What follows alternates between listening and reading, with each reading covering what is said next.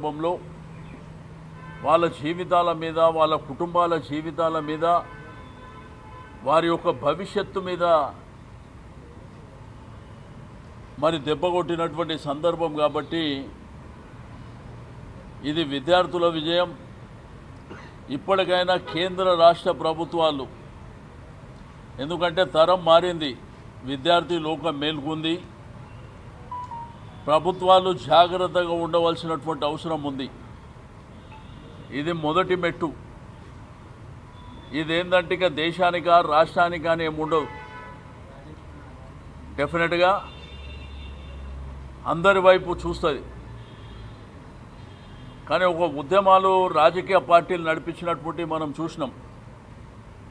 కానీ మరి గడిచిన 1 మంత్ నుంచి, అదేవిధంగా గడిచిన 10 రోజుల నుంచి దేశవ్యాప్తంగా కూడా విద్యార్థులు నడి రోడ్డు మీద వాళ్ళ మీద లాఠీ చార్జ్ చేసిన, దమనకాండ చేసిన, థియరీ గ్యాస్ ఉపయోగించిన, వాళ్ళని దేశద్రోహులన్నా,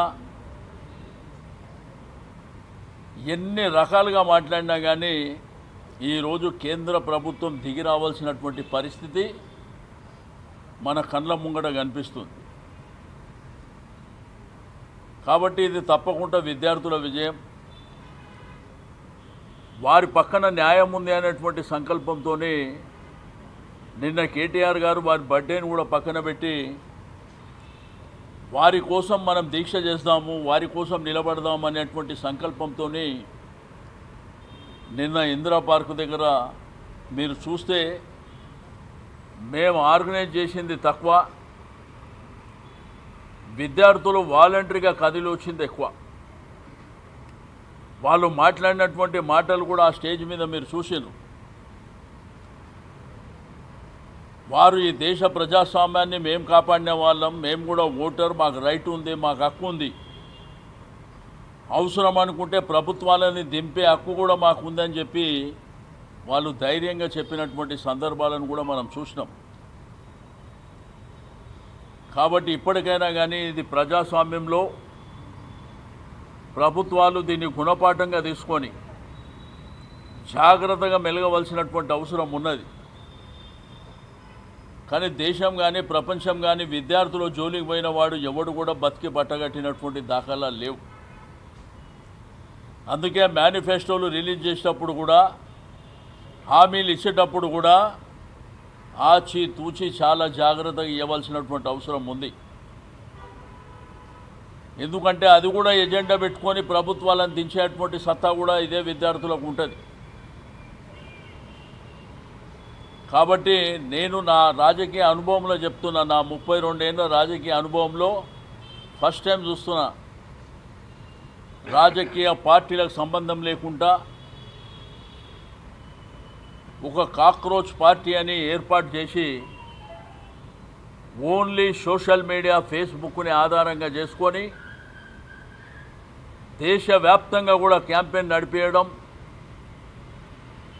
విద్యార్థులు కూడా పార్లమెంటు జరుగుతున్న మొదటి రోజే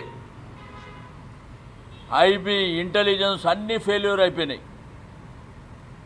ఎక్కడికైనా ఇన్ని వేల మంది ఢిల్లీ నడివీధుల్లో వచ్చినరో తెలియనటువంటి పరిస్థితి, పార్లమెంటు గేటులు మూసుకునేటువంటి పరిస్థితి ఏర్పడ్డది. అదేవిధంగా ఢిల్లీ మెట్రో గత 5 రోజుల నుంచి బంద్ చేసుకునేటువంటి పరిస్థితి ఏర్పడ్డది. ఢిల్లీకి వచ్చే రహదారులన్నీ దిగ్బంధం చేసి వాళ్ళకు పిల్లలకు ట్రాన్స్పోర్టేషన్ లేకుండా చేసినా కానీ మరి ఇటువంటి ఉద్యమం రౌండ్ ద క్లాక్ నడవడం అనేది సామాన్యమైనటువంటి విషయం కాదు. కొంత నాయకులు, ప్రభుత్వం కూడా అతిగా పోయి వీళ్ళు బంగ్లాదేశీయులని, పాకిస్తానీయులని, చైనా వాళ్ళని, లేకపోతే ఎవరో ఫండింగ్ చేస్తున్నారని రకరకాలుగా మాట్లాడితే వాళ్ళు చెప్పిన సమాధానం ఇంక్లాబ్ అని, ఈ దేశం మాదని, భారతదేశంలో పుట్టిన పౌరులమని, భారత రాజ్యాంగ నిర్మాత డాక్టర్ బిఆర్ అంబేద్కర్ రాసినటువంటి రాజ్యాంగానికి అనుగుణంగా మేము నడుస్తున్నామని, మహాత్మా గాంధీ మార్గంలో సత్యమేవ జయతే అనే నినాదమే కాకుండా ఒక అహింసా మార్గంలో మేము ముందుకెళ్తున్నాం, ప్రజాస్వామ్యంలో ప్రొటెస్ట్ చేసేది మా హక్కు అని గొంతెత్తి చాటినటువంటి సందర్భాలు. అందుకే ఈ దేశంలో ఉన్నటువంటి సెల్ ఫోన్లలో, ఫేస్బుక్లలో, సోషల్ మీడియాలో ప్రతి ఒక్కరూ షేర్ చేసుకోవడమే కాకుండా నష్టపోయినటువంటి విద్యార్థులే కాకుండా వాళ్ళకు సంఘీభావంగా అందరూ కూడా కలవలసినటువంటి పరిస్థితులు ఏర్పడ్డాయి. లాస్ట్కు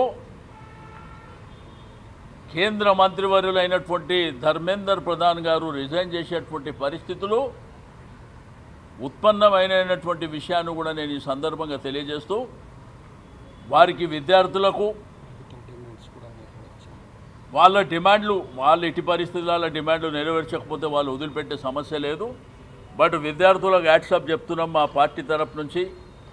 ఎందుకంటే భారత ప్రజాస్వామ్యంలో యువత అనేది ఈ దేశ రాజకీయాలను ప్రభావితమే చేయడమే కాకుండా పెను మార్పులు తీసుకొచ్చినటువంటి సంఘటన మా కళ్ళ ముంగట కనిపిస్తున్నందుకు చాలా సంతోషంగా ఉంది.